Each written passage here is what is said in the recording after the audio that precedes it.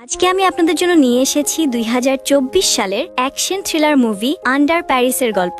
এই মুভিতে দেখা যায় একদল গবেষককে একটি ভয়ঙ্কর হাঙরের সাথে লড়াই করতে হয়, কিন্তু হাঙরের চেয়েও বড় বিপদ হয়ে দাঁড়ায় শহরের এক জেদি মেয়র, যার একগুঁয়েমির কারণে হাজার হাজার মানুষের জীবন ঝুঁকিতে পড়ে যায়। তো চলুন আর দেরি না করে মূল গল্পে যাওয়া যাক।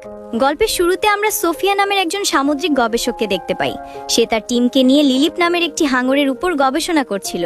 এই টিমে সোফিয়ার স্বামী ক্রিস্টিও ছিল। একদিন তারা লিলিপের সিগন্যাল পেয়ে সাগরের গভীরে নেমে যায়, কিন্তু সেখানে গিয়ে তারা লিলিপের বদলে অন্য একটি মরা হাঙরের বাচ্চা দেখতে পায়, যার শরীরের অর্ধেকটা কেউ ছিঁড়ে খেয়েছে। তারা যখন এটা নিয়ে আলোচনা করছিল, তখনই লিলিপ সেখানে চলে আসে। লিলিপকে দেখে সোফিয়ারা অবাক হয়ে যায়, কারণ মাত্র ৩ মাস আগে যে হাঙরটি ২.৫ মিটার লম্বা ছিল, সেটি এখন ৭ মিটারেরও বেশি বড় হয়ে গেছে। লিলিপের এই অস্বাভাবিক বৃদ্ধি দেখে সোফিয়া তার স্বামীকে লিলিপের শরীর থেকে একটি স্যাম্পল আনতে বলে, যাতে তারা এর কারণ জানতে পারে। কিন্তু এটাই ছিল তাদের সবচেয়ে বড় ভুল। ক্রিস্টি যেই না লিলিপের গায়ে ইঞ্জেকশন দেয়, লিলিপ ক্ষেপে গিয়ে পুরো টিমের উপর আক্রমণ করে। সেই মুহূর্তের মধ্যে সবাইকে টুকরো টুকরো করে ফেলে। সাগরের পানি রক্তে লাল হয়ে যায়। এই দৃশ্য দেখে সোফিয়া নিজেকে ঠিক রাখতে পারে না। সে তার সঙ্গীদের বাঁচাতে সাগরে ঝাঁপ দেয়, কিন্তু ততক্ষণে অনেক দেরি হয়ে গেছে। লিলিপ সোফিয়ার উপরেও আক্রমণ করে এবং তাকে টেনে গভীর সমুদ্রে নিয়ে যেতে থাকে। তবে ভাগ্যক্রমে সোফিয়া একটি জাল কেটে কোনো মতে প্রাণে বেঁচে যায়। এরপর গল্প ৩ বছর এগিয়ে যায়। প্যারিস শহরের ২ জেলে নদীর ভেতর থেকে একটি পুরনো মিসাইল খুঁজে পায়। পুলিশ এসে জানায় যে এটি দ্বিতীয় বিশ্বযুদ্ধের সময়ের মিসাইল এবং নদীর গভীরে এমন আরও অনেক থাকতে পারে। অন্যদিকে আমরা সোফিয়াকে দেখি, সে এখন গবেষণা ছেড়ে একটি অ্যাকোয়ারিয়ামে কাজ করে। সেখানে সে বাচ্চাদের সামুদ্রিক প্রাণীদের সম্পর্কে জানায়। একদিন মিকা নামের একজন প্রাণী অধিকার কর্মী সোফিয়ার সাথে দেখা করে। মিকা জানায় যে লিলিপ এখন প্যারিসের নদীতে চলে এসেছে এবং তার ট্র্যাকারটি এখনও কাজ করছে। সোফিয়া প্রথমে মিকার কথা বিশ্বাস করে না, কারণ হাঙর সাধারণত নোনা পানিতে থাকে। প্যারিসের মিষ্টি পানিতে তার বেঁচে থাকা সম্ভব নয়। কিন্তু পরে সে নিজের ট্র্যাকারে চেক করে দেখে যে লিলিপ সত্যি প্যারিসে আছে। সোফিয়া বুঝতে পারে মিকা আর তার বন্ধুরা লিলিপকে খুঁজতে রাতেই নদীতে নামবে। সে মিকাকে ফোন করে সাবধান করার চেষ্টা করে, কিন্তু মিকার ফোন বন্ধ পায়। এদিকে মিকা আর তার বান্ধবী ব্যান নদীতে নামে। ব্যান বোটে থাকে আর মিকা হাঙর খুঁজতে পানিতে নামে। কিছুক্ষণ পর সেখানে পুলিশ চলে আসে। ব্যান পালিয়ে গেলেও মিকা পুলিশের হাতে ধরা পড়ে। পরদিন সকালে পুলিশ নদীর ভেতর থেকে একটি গাড়ি উদ্ধার করে, যার ভেতরে একটি মানুষের অর্ধেক খাওয়া লাশ পাওয়া যায়। তখন সোফিয়াও সেখানে পৌঁছে যায় এবং পুলিশকে জানায় যে এটা হাঙরেরই কাজ। পুলিশ মিকাকে জিজ্ঞাসাবাদ করলে সে সব দোষ সোফিয়ার ঘাড়ে চাপিয়ে দেয়। পুলিশ সোফিয়াকেও ধরে নিয়ে যায়। পুলিশ অফিসার আদিল সোফিয়াকে নিয়ে কমিশনারের কাছে যায়। সোফিয়া ট্র্যাকিং ডিভাইসের মাধ্যমে লিলিপের অবস্থান দেখানোর চেষ্টা করলেও কমিশনার প্রথমে বিশ্বাস করে না। পরে আদিল তার টিম নিয়ে নদীতে নামে। সোফিয়া তাদেরকে গাইড করতে থাকে। হঠাৎ করে লিলিপের সিগন্যাল বন্ধ হয়ে যায়। আসলে মিকা লিলিপকে বাঁচানোর জন্য তার বন্ধুর সাহায্যে সোফিয়ার ডিভাইস থেকে সিগন্যাল ব্লক করে দিয়েছিল।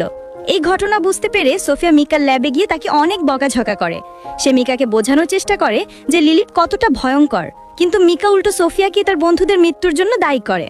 অন্যদিকে আদিল কমিশনারকে হাঙরের বিষয়টি নিশ্চিত করে। এতে কমিশনার চিন্তায় পড়ে যান, কারণ কিছুদিন পরে ওই নদীতে একটি আন্তর্জাতিক সাঁতার প্রতিযোগিতা হওয়ার কথা, যা শহরের মেয়র নিজে আয়োজন করেছেন। তারা মেয়রকে প্রতিযোগিতাটা বাতিল করতে বলেন, কিন্তু মেয়র রাজি হন না, কারণ এই ইভেন্টের পেছনে কোটি কোটি ডলার খরচ হয়েছে। তিনি পুলিশকে হাঙরটিকে মেরে ফেলতে নির্দেশ দেন, কিন্তু কোনোভাবেই ইভেন্ট বাতিল করবেন না। এরই মধ্যে মিকা একটি ভিডিও বানিয়ে সবাইকে জানায় যে হাঙর নিরীহ প্রাণী এবং তাদের বাঁচানো উচিত। সে সবাইকে প্যারিসের মাটির নিচে থাকা একটি পুরানো টানেল ক্যাটাকম্বসের কাছে আসতে বলে, কারণ লিলিপ সেখানেই আশ্রয় নিয়েছে। মিকার ভিডিও দেখে অনেক প্রাণীপ্রেমী সেই রাতে ক্যাটাকম্বসে চলে আসে। পুলিশ সোফিয়াকে নিয়ে সেখানে পৌঁছে মিকাকে থামানোর চেষ্টা করে, কিন্তু মিকা কারো কথা না শুনে পানিতে নেমে যায়। পানিতে নামার পর সেখানে লিলিপের একটি বাচ্চা হাঙর চলে আসে। মিকা সেটাকে আদর করে সবাইকে বুঝাতে চায় যে হাঙররা আক্রমণ করে না, কিন্তু সোফিয়া চিৎকার করে বলতে থাকে যে এটা লিলিপের একটা ফাঁদ। সোফিয়ার কথাই সত্যি হয়। কিছুক্ষণ পরেই বিশাল লিলিপ এসে মিকাকে কামড়ে ধরে পানির নিচে নিয়ে যায়। এই দৃশ্য দেখে সেখানে থাকা সবাই ভয়ে পালাতে শুরু করে। হুড়োহুড়িতে অনেকেই পানিতে পড়ে যায়। আর তখনই লিলিপ তার অসংখ্য বাচ্চা নিয়ে সবার উপর আক্রমণ চালায়। মুহূর্তের মধ্যে জায়গাটা একটা মৃত্যুপুরীতে পরিণত হয়। পুলিশ অনেক চেষ্টা করেও সবাইকে বাঁচাতে পারে না। তাদের নিজেদেরও 2 জন অফিসার মারা যায়। এই ঘটনার পর পুলিশ ক্যাটাকম্বসে লিলিপের একটি মৃত বাচ্চা খুঁজে পায়। সোফিয়া সেটির উপর গবেষণা করে ভয়ঙ্কর কিছু তথ্য জানতে পারে। সে দেখে এই হাঙরগুলোর বাচ্চা জন্ম দেওয়ার জন্য কোনো পুরুষ হাঙরের প্রয়োজন হয় না। তারা নিজেরাই নিজেদের সংখ্যা বাড়াতে পারে, যাকে বিজ্ঞানের ভাষায় পার্থেনোজেনেসিস বলে। আর এই প্রজাতির হাঙর যে কোনো পরিবেশে নিজেদের খাপ খাইয়ে নিতে পারে, তাই তারা প্যারিসের মিষ্টি পানিতে টিকে আছে। সোফিয়া আর আদিল বুঝতে পারে শহরটা এক বিরাট বিপদের মুখে। তারা আবার মেয়রের কাছে গিয়ে ইভেন্ট বাতিল করতে বলেন, কিন্তু জেডি মেয়র এবারও তাদের কথা শুনে না। উল্টো তিনি পুলিশকে এই বিষয় থেকে সরে যেতে বলেন এবং আর্মির হাতে দায়িত্ব তুলে দেন। কিন্তু আদিল এবং তার টিম শহরের মানুষকে বাঁচাতে গোপনে একটি পরিকল্পনা করে। তারা সিদ্ধান্ত নেয় যে সাঁতার প্রতিযোগিতা শুরু হওয়ার আগেই ক্যাটাকমসে বোমা বিস্ফোরণ করে হাঙরের আস্তানা ধ্বংস করে দিবে। পরদিন সকালে যখন সাঁতার প্রতিযোগিতা শুরু হয়, আদিল আর সোফিয়া তাদের টিম নিয়ে বোমা লাগাতে পানির নিচে নামে। কিন্তু সেখানে নেমেই তারা চমকে যায়। টানেলের ভেতর শত শত হাঙর তাদের ঘিরে ধরে। তারা সাবধানে বোমাগুলো সেট করে, কিন্তু একজন অফিসার একটু নড়াচড়া করতেই একটি হাঙর তার উপর আক্রমণ করে এবং তার হাত থেকে বোমার রিমোটটি পানিতে পড়ে যায়। এরপরে শুরু হয় আসল তাণ্ডব। হাঙরের দল তাদের উপর ঝাঁপিয়ে পড়ে। আদিল আর সোফিয়া ছাড়া বাকি সবাই মারা যায়। সোফিয়া কোনো মতে একটি বোমা বিস্ফোরণ করতে সক্ষম হয়। বিস্ফোরণের চাপে তারা দুজন পানির উপরে ছিটকে আসে। অন্যদিকে সাঁতার প্রতিযোগিতায় অংশ নেওয়া সাঁতারুদের উপরও হাঙরের দল আক্রমণ করে। নদীর পানি রক্তে ভরে যায়।